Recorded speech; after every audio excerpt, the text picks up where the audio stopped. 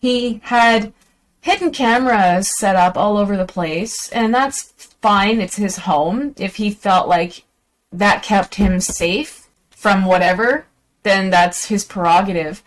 But what gave me the ick was when he decided to show me a video of another alleged care aide.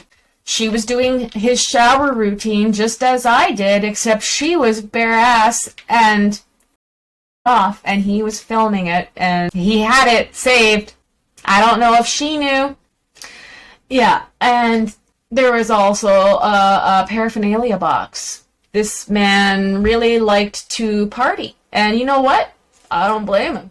If I was in that kind of situation, I'd probably want to be high all the time too. And back then, I kind of was. So, to be honest with you, that's probably why I put up with as much as I did for as long as I did. It was all about the paraphernalia box, if you know what I mean.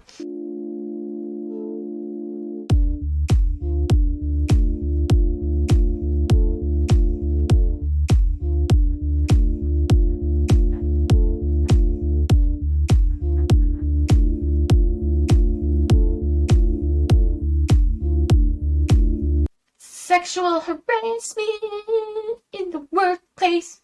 Sexual harassment in the workplace. Kill me now! Hey gang, welcome back to the channel. I've missed you so much, and I hope you had a lovely holiday and new year. In my last video on my Rust Reality Recaps channel, we reacted to a Reddit article about a CNA whose daughter exposed her very meager salary online for clout, which had a whole shit ton of consequences, and it ultimately resulted in a happy ending, a happy outcome. Today's video, we are going to be discussing what it means to be a CNA and some of the things that I myself have actually dealt with in my decade, over 10-15 years of work. Of course, due to privacy and confidentiality reasons, I cannot be dropping actual names or locations or any of the hospitals or the company name due to obvious policies of confidentiality and privacy. So in the stories that I'll be giving today, they're my own personal experiences, but I will not be sharing locations or names, okay? I'm just covering my ass right now.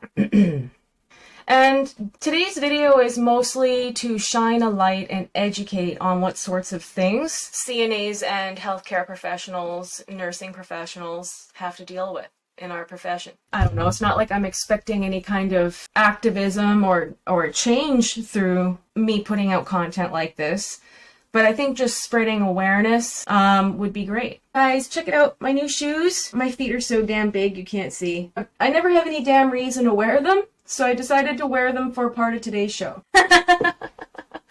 Let's get started on the definition of what is a CNA, or in Canada, an HCA, RCA.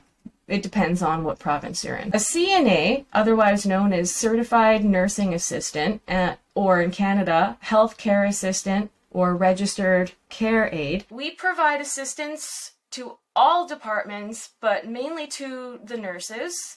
We assist patients and residents with activities of daily living, personal care, dressing, grooming, feeding. We provide assistance with transportation, mobility.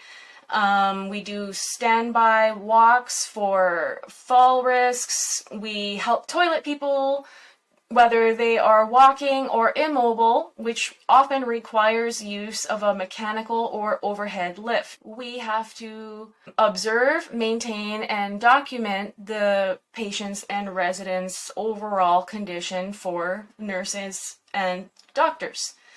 Things such as intake, output, skincare, wound condition. We don't necessarily do the wound dressing and bandages, but we will assist the nurses with that, and if asked, sometimes we can take on said tasks. We also have to monitor output. Take that how you will, number 1 or number 2. And yeah, that is ultimately the shitty part of the job that we often are mocked for being ass wipers, butt wipers, whatever you want to call it. It's not the highlight of the position. It's definitely one of the flaws, one of the downsides. But there are some benefits. If you are a caring person and if you enjoy helping people, or if you feel like it is some way of atoning or giving back to your community to help people, it is a very rewarding job in that sense. I can't tell you how many clients that I've had a deep connection, a deep relationship with. And even though we are professionally aware that a lot of people are at the end of their lives, or sometimes unfortunate things happen if sooner than expected, it can be heartbreaking and tragic. I remember back in my first actual seniors lodge job, one of the entire staff collectively favorite resident, because she was so awesome and chill. She was a painter, very cool lady. Sometimes she would ask us to go outside with her and keep six and light her joints for her. She was a gem. When she suddenly passed away, a lot of us were heartbroken. It was tragic. Granted, a lot of us were younger back then. A lot of us were in our 20s. So it was probably our first experience dealing with that kind of loss in employment. But it never gets easier. As you go on, you become more detached or more able to detach, but you'll always end up becoming fond of certain people, and it's sad to see them go. I've done home support where I've cared for an elderly woman for a few years until she died at home. I'll talk about that story another time because I don't want to get too off on this video. It'll be really long if I'm going on too many tangents. But she was lovely, and when she passed away, I really struggled. What initially got me into this position? Because I don't think a lot of people back when they're in school, when they're young, are dreaming about, taking care of patients and elderly people with dementia or cognitive physical disability. What gets you into that kind of work? From what I understand, back in the 80s, they were so desperate to get help for the nurses that they would hire people off the streets, and they would just sort of get in-house training with nurses. But now it doesn't really work like that. You do need to be at least certified and registered if you want to work in an actual hospital or legitimate care home where you're going to get a stable paycheck and benefits and vacation, sick time, and all that. They will hire people off the streets with no education for minimum wage, and I'll touch on that later. I don't think that's the greatest decision for the care of the people. But anyway, back to me. What got me into that position? Well, I always thought I was going to be like an artist, or, I didn't put too much planning into my actual adult career. But when I was about 16, my first job was cleaning residential for this company. It was just this guy and his wife starting their own company. And he had hired myself, age 16 at the time, and my other friend, we'll just call her Sandy for the sake of anonymity. Bleh. And with the boss and my partner, Sandy, we would go from apartment or house to house throughout the day cleaning for clients. And we showed up at this one location, and the gentleman, he was an older gentleman, and he was stuck on the toilet, and he was on a booster seat, and he had a walker or a wheelchair right in front of him. I can't remember because we're going back a long time now. Neither Sandy or my boss they refused to help. Neither one of them would step up to the plate, and they both basically peer pressured me, bullied me, whatever you want to call it. You go do it kind of thing. And I couldn't just not do it. It wasn't even really that I was worried about losing my job, because I knew that wasn't in my job description even back then with no, experience or training. I knew that wasn't my job. I didn't have to. But I couldn't just leave that poor man, even though you think about it back with hindsight, he got himself there and he's living independently. So anyway, it really wasn't my problem as a 16-year-old girl.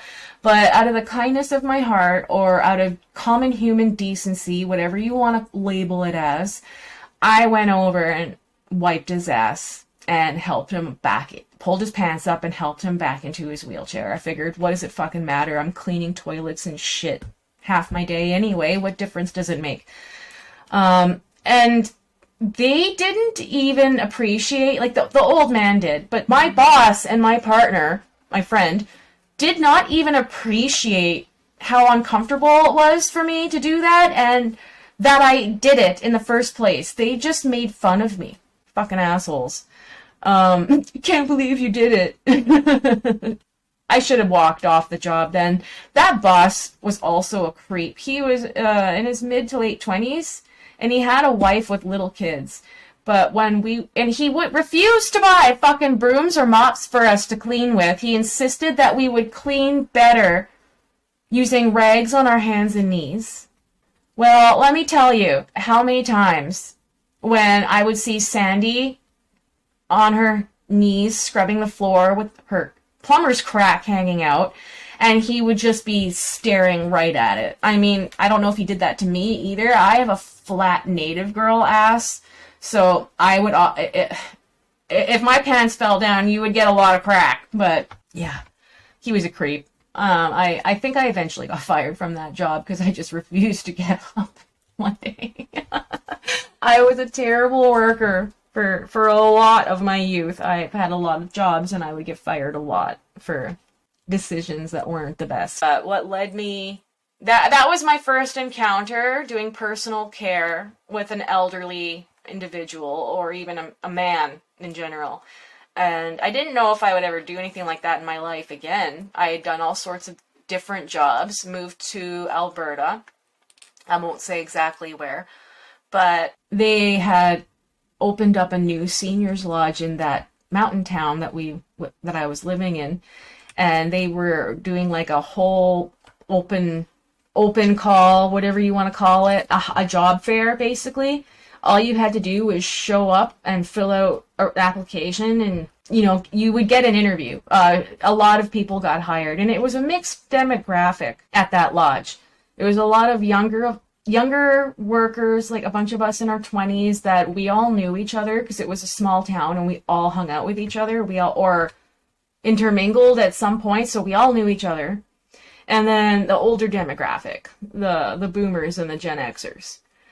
And I did housekeeping there on the dementia ward, which was part of the hospital. It was a very small hospital, and the seniors lodge for the independent seniors was attached to the hospital. And so I did housekeeping on that unit, and eventually, I began to know my residents because I had my 16 rooms, my 16 residents, and I had my routine, boom, boom, boom, boom, boom. But I got to know these people, and I started to love them like they were my own grandparents in a way, especially the ones that their own families didn't come see them a lot. And, I was starting to learn about dementia and Alzheimer's through different workshops and educations, and I just felt so sad for some of these people. This one old lady, I'm convinced, was a relative, like a distant relative. I can't prove it, and she's passed away now, but we shared a surname that was in the family line. So it was very, very possible. And she always talked about wanting to go back to Manitoba, which was where I'm from. So, yeah, that was the first job, and I always missed that place. I think it burnt down. I'm not too sure. Fast forward. I've gone to college. I've gotten my certificate. I've been hitting the ground working. I've done all kinds of jobs. I've done home support. I've done float work where you bounce from hospital to hospital. I've done on-call. You name it. I was getting a lot of experience early in to my career. because I took it really seriously. You know, I was really proud of myself that I was able to get through the course, and I considered it a career. I didn't consider it something to be ashamed of at the time, because you know you are part of the healthcare team. You are an essential cog in the wheel. Doctors aren't going to do that shit. And they've advanced nurses' duties to do more doctorly stuff, so nurses don't have time to do a lot of that shit. So a lot of the work that we do is essential. Like, we are needed for the demographic of people who need help. But, you know, it's an interesting amount of bullying among the staff, the care aides. And it's really silly because last I checked, we all clean shit here, babe. That would be a completely separate video to talk about the bullying. Taking care of old men from the greatest generation. The guys that fought in World War II. They don't make men like that anymore. I tell ya. Different breed entirely. What gems of human beings, some of them. Of course, not everyone, but you know, and the ones that had dementia or Alzheimer's, you know, you understand that, you know, their brain is not all there. Their memories are going. They're getting confused. Sometimes they don't know quite where they are, and they might mix you up. They'll see your face and they might think you're someone else, positive or negative. So you get the odd when you're checking them and changing them at night. They'll start like sliding a hand up your hip, you know, and you'll be like, no thank you, Mr. Johnson. Like, that's not at all the kind of behavior that I am having an issue with in this video that we're going to be discussing. It is not that. Those kinds of moments, a lot of us will just chuckle and laugh off and tuck the said guy in and with some dignity, and, you know, it's not abuse, it's not harassment, it's just, it is what it is, it's fine. My first incident involving a patient harassing me, and I guess I'm going to have to edit these words for YouTube, otherwise this video is going to get probably shadow banned or blocked. It's so lame. It's so lame. So the first spicy pest resident that I've encountered was not a man at all. It was actually a woman. Let me explain some backstory. This woman was obviously a grandmother, and her family evidently was in the community, and it turns out that I was an acquaintance with her granddaughter, and I didn't know that at the time. When I was working, this woman would ring her call bell incessantly and, you know, put it on so exacerbated and so I'm just so uncomfortable, I'm in so much pain, I'm in so much distress. And she would always claim it was because she was burning up down there. Now, it's unfortunately our responsibility to make sure that people are clean and not at risk for UTIs or any other kinds of infections. So, of course, my knee-jerk reaction is to check her brief, make sure that she's not soiled, make sure she's clean. Okay? And she's more than happy for me to do that for her. While I'm giving her a wash with the Perry bowl, she was exhibiting signs of receiving a great deal of pleasure. Yes! Yes! Yes! It began to make me uncomfortable when I started to clock it. And then, ironically, I look up at the end of the room. The nurse is watching at the door and then books it. As soon as I look up and make eye contact. Doesn't come in to help. Doesn't come in to be a witness. Or, you know, just make sure everything's going okay. He just fucks off. When I came back and tried to report that I felt like she was trying to gain some sort of sexual gratification from me, they didn't buy it, the nurses or the other staff. They thought I was exaggerating. They didn't believe me. And this was on an afternoon shift, I believe, which are 3 to 11s. But I also did nights. And when in that particular hospital, when you work nights, you get one. It was a square-shaped unit. So you would get one corner, and then your partner would get the other corner, and then you would do your rounds together to make the work bearable, because it was 99 changes. And I'm not making that up. 99 brief changes. 2 staff, 1 nurse. And the nurse doesn't help unless it's an emergency, like a fall. I've fallen and I can't get up! Or a med is needed, or a dressing, a wound care needs to be done. Everything else is on us. So throughout the night shift, I would be at my station, and, you know, it is the cardinal sin to fall asleep at night if it's not your break. So I would be up with my coffee at my station, make sure my documenting was getting done. This woman would ring her call bell incessantly. Okay? And I'm not just responsible for her, I'm responsible for probably 45 other people. And she would ring her bell. Ring her bell. Ring her bell. Ring her bell. I need a change. Okay. I need you to wash me. You've been washed. You had peri-care this evening when your Carrie put you to bed. No, I need to be washed again. Okay, but we're going to make it brief. Real quick wash, making sure it's not too sensual or warm, if you know what I mean. Just kind of cool little wipe and go. You know what I mean? That wasn't enough. She would ring her bell incessantly. She knew goddamn well what she was doing. At one point, I told her, I can't have you ringing this bell every minute. I can't just be coming to your room. I have 40 other patients that I need to be looking out for. So if it's not an emergency, please don't push your bell. And then I would try to move it so it wasn't right in her right hand, just ready to push. As soon as I'd shut the door, she would push it. And she told me that she would report me to the boss and to the nurses for neglect if I didn't do what she wanted. So I began asking my partners to be witness, to help me, you know. Ultimately, I didn't end up lasting there very long. I had to switch units.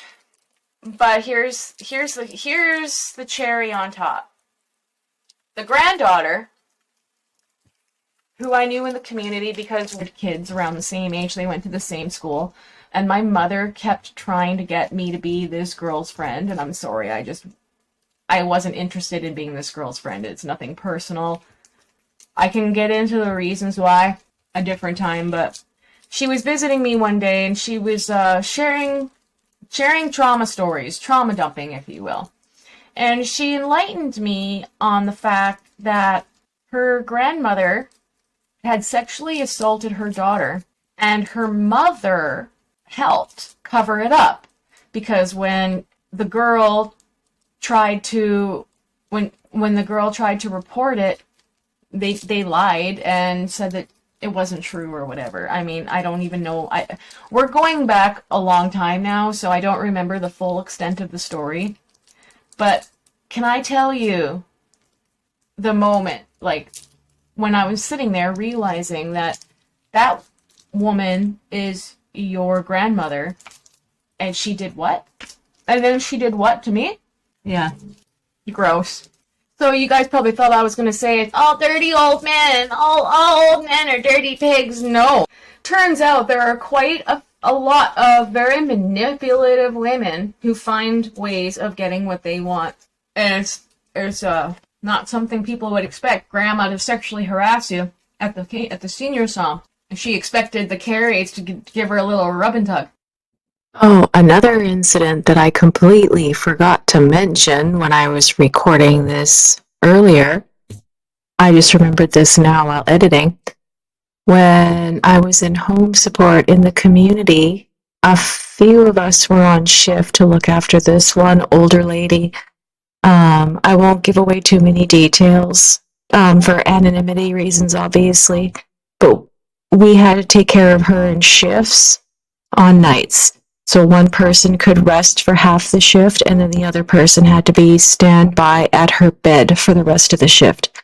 This woman was, she had had a stroke, and she had a lot of issues with paralysis and aphasia, and yeah, the family had this unrealistic goal of having her walking by her birthday, which was not realistically going to be happening. We would try to rehabilitate her by trying to help her feed herself, but she would often refuse and just like open her mouth and close her eyes and look away because she just couldn't stand the sight of us. But on nights, this is the part that matters, she insisted and demanded that both care aides, me and my partner, stand there and massage her groin. And we're not RMTs, we're not massage therapists, but she just wanted us to massage her groin. So both me and my partner, the other aide, would just look at each other confused, and we would like, you know, give her like a respectful professional massage on like the thigh, but she would constantly try to direct us closer, down, more. You get where I'm going with this, right? And we would just look at each other like, and like, you know, obviously that wasn't happening. But it's just another example. And this woman was awful. She was so rude and demanding. She was racist. She considered me subhuman garbage because I had tattoos. And we even witnessed her treat her own daughter with Down syndrome like human waste. She was just an awful, foul woman, and she did eventually pass away. But yeah, that's my story on that. Another example of a woman who was awful and manipulative and was trying to get things from care aides that one shouldn't be asking care aides for. Speaking of rub and tugs, the next incident, this one's a little harder because it was a little more recently, and it was when I was actively using. I was trying to quit ketamine, and I was doing a really bad job at it. I was trying out different medications through my doctor, gabapentin and stuff, like anything, but it wasn't working. And I guess because I was in that state, when you're an addict, there's probably a slight air of desperation in your aura that you're not really aware of, but I think predators are. So, a friend in the community, or a friend of mine, offered me a lead for this person in the community who I cannot and will not name, who needed a care aide, who needed a nurse at home or a care aide at home.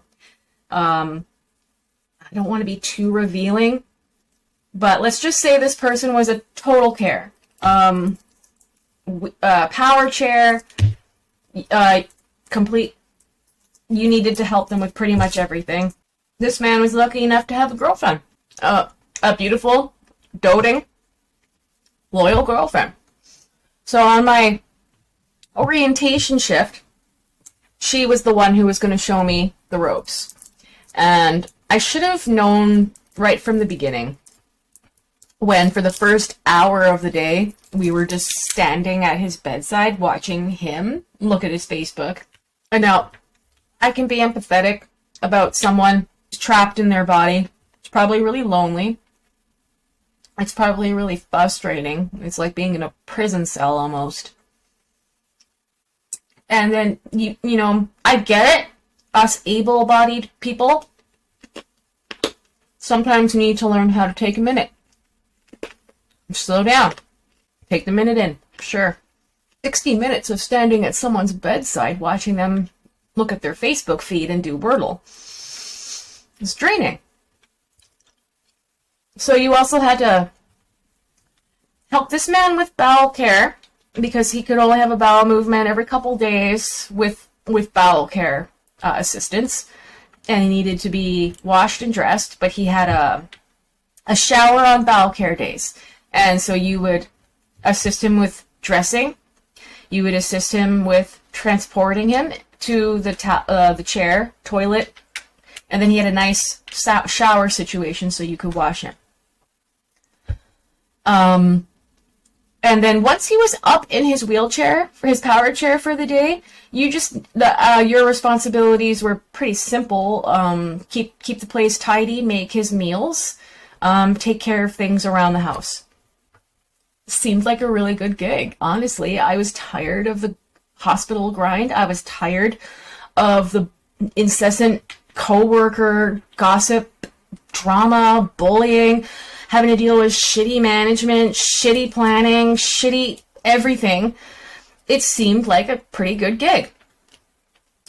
The thing that was really hard on me about it was this man would have spasms, and he wasn't a little guy, even though he was, in a chair. He was still man-sized, and he needed you to like squeeze or hold or do different things to help him through these spasms, where apparently he could like have a heart attack or an aneurysm or something. I don't know the full science of it, and as time goes by, I'm more and more suspicious about those things, but whatever, it's not my place. I think that guy wrecked my hands. Like, I already had arthritis and I had broken both wrists growing up. But I think having to help him through that and the pulling motion of helping him, because he wanted things done a certain way, which is fine. But the way he needed things done, it wasn't always the most body mechanical way for you to deal with things. So I'm pretty sure my hands are wrecked from that job. But they were probably going to be wrecked from being a care aide anyway. And like I said, I have arthritis, potentially carpal tunnel, getting that looked at. So, not to trail off too much, where the job started to become an issue. So, this man was the living definition of a sex pest. And, he had a girlfriend, but apparently that just wasn't enough. He was so obsessed with getting an erection, ejaculating, and even if that happened, it wasn't enough. It was like a little boy who just can't stop playing with himself. He would want me to put pornography on for him, pass him a flashlight. These things made me really uncomfortable, but I was trying to be supportive to his spiritual, needs. This is his home. These are things that are important to him. I understand that. I sympathize with that. But the story got tired because the story initially was, I don't know if my dick will ever work again. I don't know if I will ever ejaculate again. I don't know if I'll ever have an orgasm again. And even if I do, I could have an aneurysm and die. Wow, that's really sad. That's really heavy. I mean, gosh, I wish I could help support you through that, but I'm not a sex worker. I'm just a care aide. And, he would mention, well, I don't have money for an escort. I don't have money for a sex worker. But, I've had arrangements with care aides in the past where, I've been able to pad their hours and get them paid through other channels. And I've never, ever been interested in selling myself. Nothing against people who are SWs. All the respect to you. It's a necessary job. Someone's got to do it. People have always done it. People always will do it. So I don't throw any shame or shade on that. But it's never been something that I've wanted to do for myself. Just for my own reasons, And so this went on for a while. And I feel like there was some level of attempted grooming. And the reason I say attempted is because he was trying to groom me. He was essentially trying to groom me. And I was aware that he was trying to groom me, but I was sort of just going along for the ride to see what would happen. I had no interest in reporting this man. I had no interest in ruining his reputation in the community. And I also kind of felt like because of his positive reputation in the community, that if had I had said something, it wouldn't have been received well. The backlash may have fallen onto me. So I went on with it. I didn't say anything. He would always try. You know, he would try manipulating, he would try asking, he would try telling stories about other care aides that were so good, because every time he had a spasm, she would just get down on her knees and suck his pecker, and that made everything better. She was such a good care aide. And I'm sitting there listening to this like, not putting your dick in my mouth, bro. Like, I fucking put a suppository up your butt and I wash you. I'm not sucking your dick, bro. He had hidden cameras set up all over the place, and that's fine. It's his home. If he felt like that kept him safe from whatever, then that's his prerogative. But what gave me the ick was when he decided to show me a video of another alleged care aide. She was doing his shower routine just as I did, except she was bare ass and sucking him off, and he was filming it, and he had it saved. I don't know if she knew. Yeah, and there was also a paraphernalia box. This man really liked to party, and you know what? I don't blame him. If I was in that kind of situation, I'd probably want to be high all the time too. And back then, I kind of was. So, to be honest with you, that's probably why I put up with as much as I did for as long as I did. It was all about the paraphernalia box, if you know what I mean. And he had everything in there that you could think of. I mean, not really bad stuff, but any party substance that you can think of, he had in that box. And he knew that I liked the kitty. Meow meow. I love my kitty. So I feel like he would use that as a bit of leverage. And to be fair, I never did sell my services, but I did put up with things that I wasn't comfortable with. Porn being on, him using objects like flashlights and stuff, needing me to pass them, clean them, do whatever. And I look back on it now and I just feel really icky and gross about it. And he did pad my hours. Even though I didn't actually have to get to that level, I was getting my hours padded. You know, he probably thought that one day he'd get me. You know what I mean? One day. I just gotta keep wearing her down. I just gotta keep rolling that fucking wheelchair over this fucking dead horse until one day she just caves. It got to the point where I started getting really bad stomach aches and like feeling really, really not good about the idea of having to go to work. And that happened a different time with somebody that I was dating very briefly. And the same thing. Every time he wanted me to come over, I started getting a really bad tummy ache and I just didn't feel good. And that, ladies, or people in general, that is your body, that is your nervous system telling you that this is not good for you, this is bad, don't do this. And so I eventually had to resign. I didn't want him to think that it had anything to do with him. I don't know why I was trying to guard this man's feelings so much when I look back on it now and I consider him a groomer and a predator. I think if he wasn't in the situation that he was in, he would be grooming and preying on all kinds of women in, you know, the music scene, the festival scene, the arts scene, you know, but because he is in the situation he's in, he has very limited reach now. So it's the people who come into his home to take care of him are the people that he preys upon. And, you know, maybe some of you or even him might disagree with my opinion and think that this is a mutual this is a mutual thing, because, you know, I'm padding hours and I'm providing employment, and there's perks to hanging out with me and spending time with me.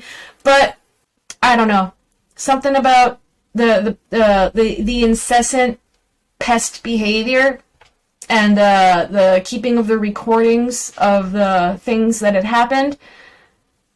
And you know, that's the thing, is I don't want to say too much, because there's probably recordings of me not saying that I did things, but they're, you know, probably have dirt. You know what I'm saying? So I never pursued any action. I never reported. I didn't tell anybody. I just left that job. And he did give me a great reference for a different job, and I consider us square. You know? I don't have any interest in pursuing anything about it.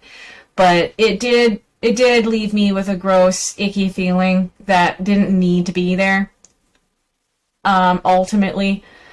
And it's made me more wary about going into helping people in their homes, whether they are a man, a woman, in a wheelchair, or able-bodied.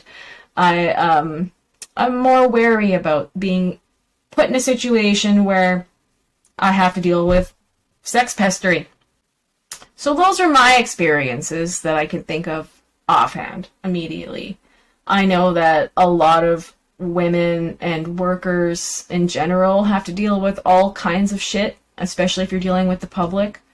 So I'm not at all saying that this is a one-off, that it's only happened to me and I'm such a victim. But I just wanted to bring awareness to the fact that these things happen. And the next time you want to make fun of a nurse or a nursing professional, that they're dumb and that they're not a professional because they're not a doctor, you have no fucking idea what we deal with and what we carry. Because a lot of the time, we're not supposed to talk about this stuff. So we come home and we leave it deep down inside. I guess I'll just call it. Thanks so much for hanging out with me. I really appreciate your support.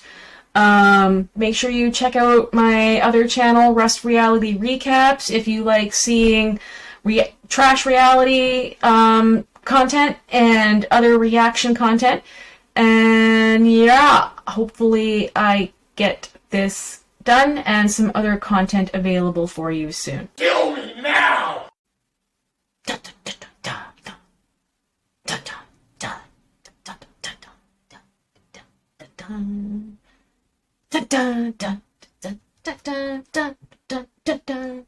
Sexual harassment in the workplace.